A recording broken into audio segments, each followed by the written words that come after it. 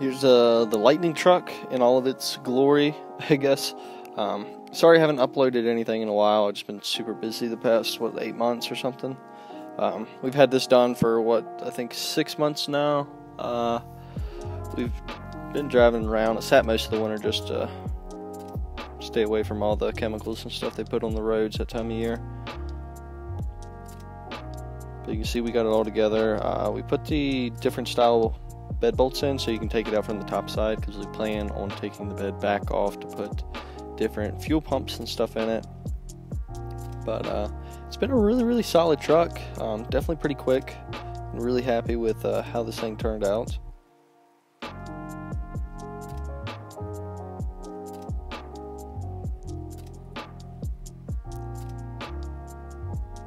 You can see there's 225 I think on the odometer, so definitely doesn't look like it's a 225,000 mile truck anymore.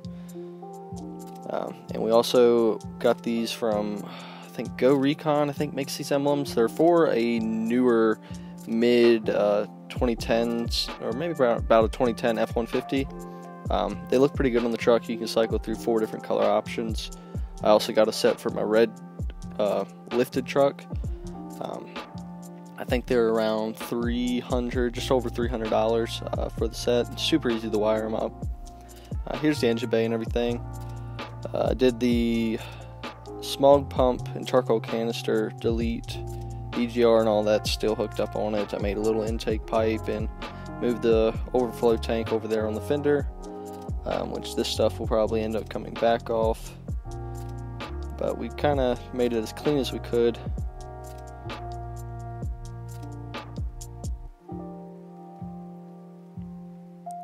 Over here, we picked this up. This is I think it's a V1, same supercharger I have on my green flare side that I did. We picked it up at a swap meet for a really good deal. And it comes with most of the brackets and stuff. But of course, this is off of a Fox body, so we had to get different brackets to put it on the truck. And I ordered one of these brackets off eBay that's for a driver's side mount supercharger for any of the small block Fords on a truck or Bronco.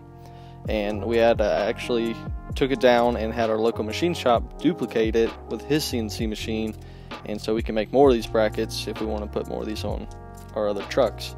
But the only thing we're going to run into is where the bracket goes around the bottom half of this supercharger. There's 3 embosses around the Vortec there, or the main unit, and we have to do a little bit of grinding on that bracket for them to clear, because I believe the person that made this bracket originally, you could get it for a Powerdyne or Vortec or different bolt patterns for different superchargers, I'm assuming, but this is for the Vortec supercharger.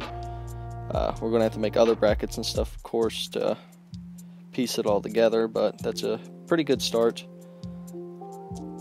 Here's one last kind of look around on the truck.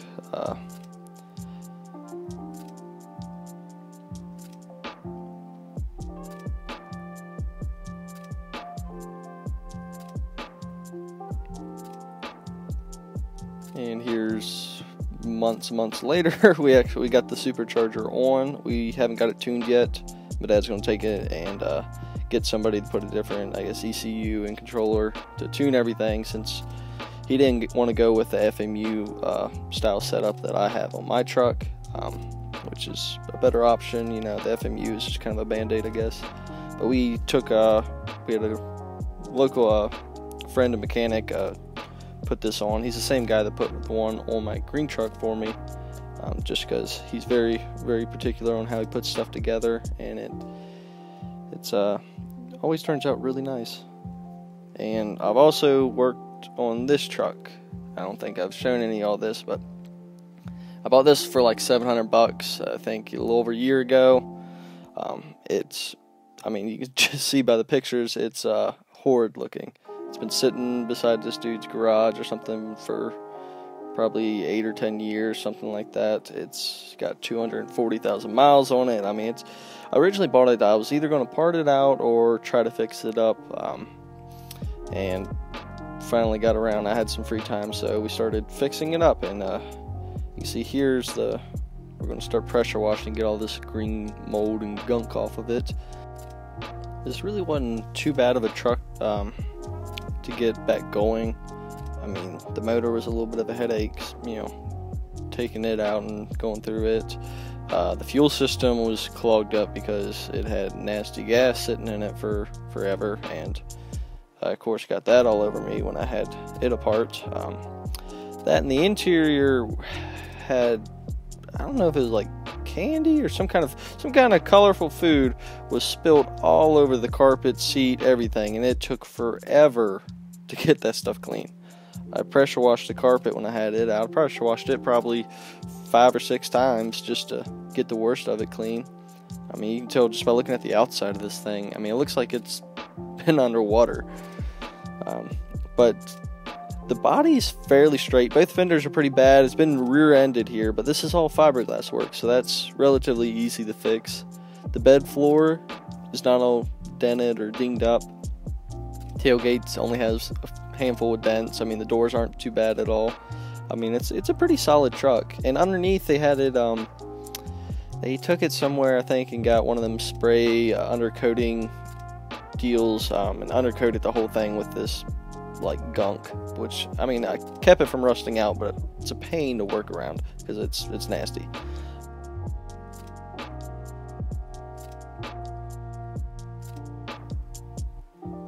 You can see here, I mean, it's night and day difference, just giving it a good pressure wash.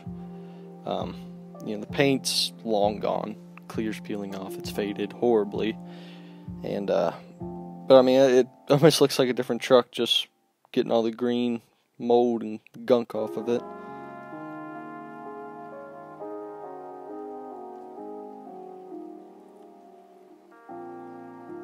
You can see I got most of the cobwebs and stuff out of the door jambs. Look how bad that bedside is with the paint peeling off. It's pretty bad, but I repainted the truck back to this factory color. I was a little skeptical because I'm not super crazy about the color, but the more I look at it, the more I like it. It's I believe it's called Iris. It was, I think, only available on the flare side, so it's kind of a rare color for Ford.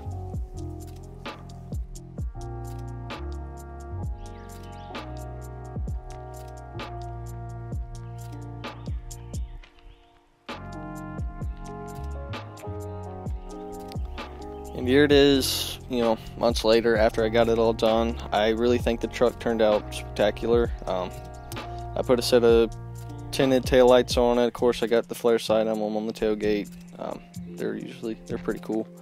I had a set of these old like turbine style wheels I picked up probably 2 or 3 years ago. Put them on and they look pretty cool. They're period correct. I ended up repainting the door panels because they were so faded and they're broken in a couple areas, so I fixed them and just repainted them to factory gray that they're supposed to be. And the interior cleaned up really good. The only thing, the seat's still a little faded, but it's not too bad. It doesn't have a bunch of rips or tears or anything in it.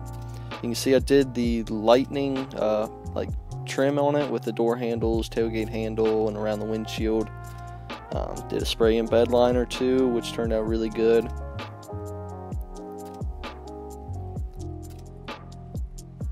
Kind of wanted to go with a similar look I had on my green truck with the pretty meaty tires all the way around, and I think it really helps get that 90s vibe out of the truck. You can see I've went through and cleaned up and detailed as much as the engine bay as I could when I had the motor out and had it apart. I painted the valve cover there to match, which I think was a nice little touch. And I did a bumper swap like I did on my red truck, which you had to cut the end of the frame rails to shorten them, and I plated them off so that you don't see an open frame rail because that's ugly looking. Other than that, it turned out super solid. I'll hopefully have some more videos here soon. I'm getting back in the swing of things, but thanks for watching.